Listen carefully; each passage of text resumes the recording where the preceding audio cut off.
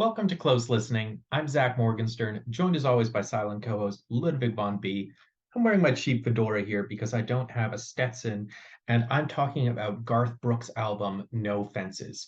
This is my first experience listening to a Garth Brooks album, and I'd like to explain what motivated me to seek him out, what made me sense he was something missing from my knowledge of popular music history. Over the years, when I've heard people be dismissive of country music, make fun of it, it was hard at first for me to resonate with because two of the first musicians I was introduced to and really liked were Johnny Cash and Willie Nelson, both considered country singers. Over the years, I've also liked Hank Williams, Steve Earle.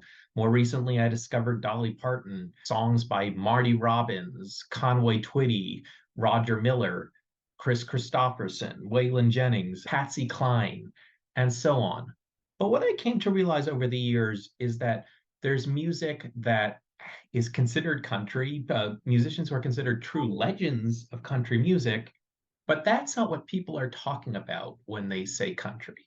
Nowadays, when people say country, they tend to mean musicians from the last few decades. Musicians who, if they're men, they all look the same. They all wear Stetson hats for some reason. They all have a particular exaggerated Southern accent.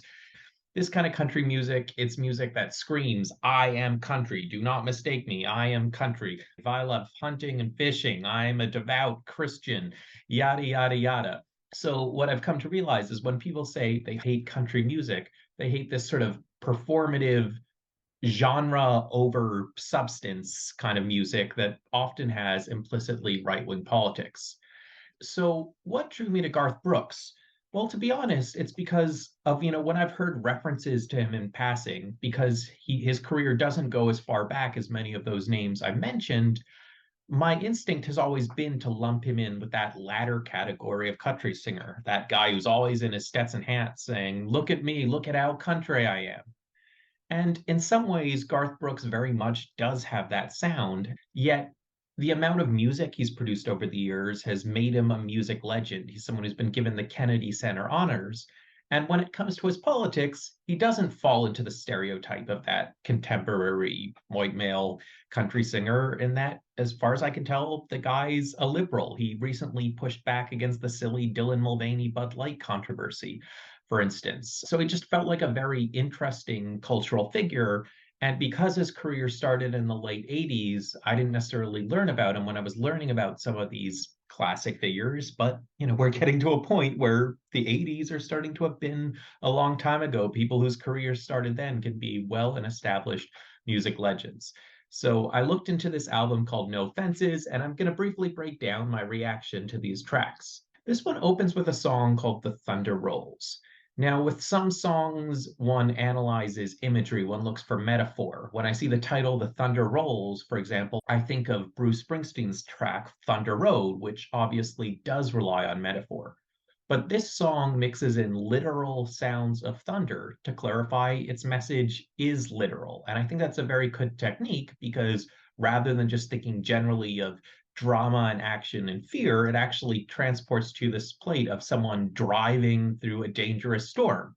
The song makes you think of the kind of dangerous adventure a normal, non adventurous person might accidentally end up having. I really like track two as well. This one is called A New Way to Fly. And this song is about heartbroken men at a bar, describing them as birds who've lost their wings, seeking to fly with love again. And the subject matter isn't that interesting, but what is interesting is how much Brooks commits to this metaphor of having these men be little de-winged birds. So you have what could be this stereotypically manly scene about men pissed off about their relationships being over, drinking their sorrows at a bar, but he paints them as these tender little birds and he commits to it, and it's beautiful. Track number three, Two of a Kind, working on a full house, is very much in your face, look at me, I'm country type of song, just the kind of thing you dance to at a hoedown. This song does not give Garth Brooks a writing credit, and I think it works out that he co-wrote about half the songs in the album, and the others were not written for him. But yeah, this one, not too much to say about. Track 4, however, Victim of the Game, is another interesting piece of songwriting. It's just about the simple concept of heartbreak, but just like with New Way to Fly, it really commits to its metaphor of calling love the game. There's this part that goes, there ain't no standing tall in the shadows of the shame. All you need's a heart to be a victim of the game. So once again, it's asking you to picture this guy who on his surface looks tough. Again, maybe this cool cowboy in a Stetson hat, but inside totally soft and vulnerable. Track number 5 is Friends in Low Places. This one might have the most memorable musical hook on the album, though unfortunately it's one of the ones that's not written by Brooks. Kind of like track 3, it does have that look at me, I'm country, dancing at a hoedown sound to it, but this one has a lot more personality. If anything, it has fun with that country identity politics thing with its amazing opening line of blame it on my roots, I showed up in boots to your black tie affair. So yes, look at me, I'm a proud working class country boy kind of song, but also speaks more universally to anyone who's felt out of place at a snooty, bougie party and celebrating your friends from the low places. Track number 6 is called Wild Horses. This is a more literal song than the Rolling Stones song with the same title, because unlike that Rolling Stones metaphorical lyric of wild horses wouldn't drag me away, this one seems to literally be about someone who likes riding horses and whose obsession with rodeos and all the risks involved is pissing off his love interest.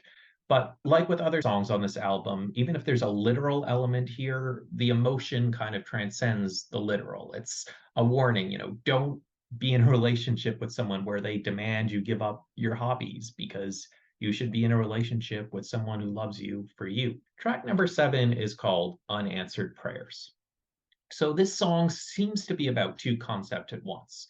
So it's kind of like this corny Sunday school lesson, basically saying, God, if you believe in him, I assume Brooks does. I don't, but whatever. But God doesn't always bring about what you want, but he does bring about what you need. And in the context of the song, the singer is comparing his high school crush to the woman he actually marries, saying, in the long run, God gave him not what his lustful young heart desired, but what the mature man in him now knows he needs.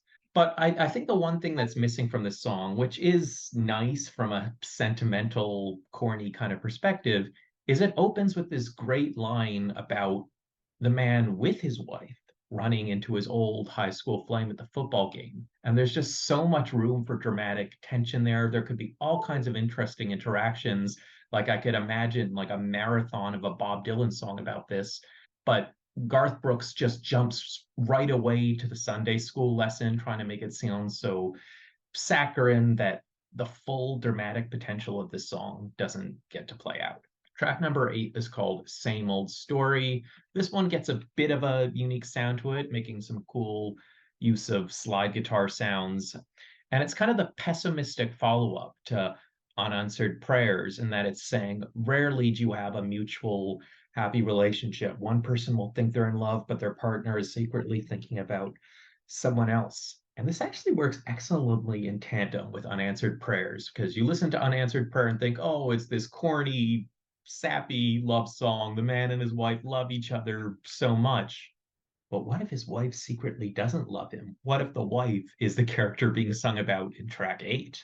Track number 9 is up there with Friends in Low Places, is one of the catchiest songs on the record. It's called Mr. Blue, and it just uses this really loud, I'm not sure if it's a violin or a slide guitar or what it is, but some sort of signature country sound to make this chorus that sounds a bit cartoonish, especially with how Brooks sings it. But it's just an unusual kind of poppy hook that's also incredibly country. The album ends with a track called Wolves. So, in parallel to the opening track, so remember that was the one about thunderstorms, this is one about winter and the predation of wolves ruining a farmer's yield. It also feels like it's in dialogue with Unanswered Prayers. It's one thing to apply sentimental religious messages to things like love and always put a good spin on relationships. The ones you lost teach you a lesson. The ones you get show you things are going to work out okay. But in a world of material suffering, it's far harder to apply that kind of loving application of religious faith. I imagine if you are a religious person, but also dealing with intense poverty, that's going to make you ask some questions. So yeah, a few things to say about this album. One, it both manages to be what I described as that kind of look at me, I'm so country kind of country music we associate with the worst elements of the modern genre. But it actually does that by doing quite a range of musical sounds. The thunder rolls is dramatic, and then you get the unique comedic riff of Mr. Blue and the surprisingly contemplative but literal message of Wild Horses. And then the other thing that I've noticed with several of these songs is they manage to be quite literal, but that doesn't make them any less poetically interesting. Thunder Rolls, literally about a thunderstorm. Wild Horses, literally about someone who's into rodeos. But this record manages to go many places. I looked at what they said about it on allmusic.com, and the reviewer, writing from the perspective of someone discovering this album when it came out, he describes it as this unique blend of genres of more traditional country and of rock and roll. And I guess maybe that invented the contemporary country sound, which is associated with artists who I would be less into. But Garth Brooks himself, he invented a genre, has always had a big heart, and did interesting things within that subgenre. He experimented a lot. He wrote compelling poetry, and I'll be curious to listen to more of his records going forward. I'm Zach Morgenstern. This is Ludwig von B. See you next time.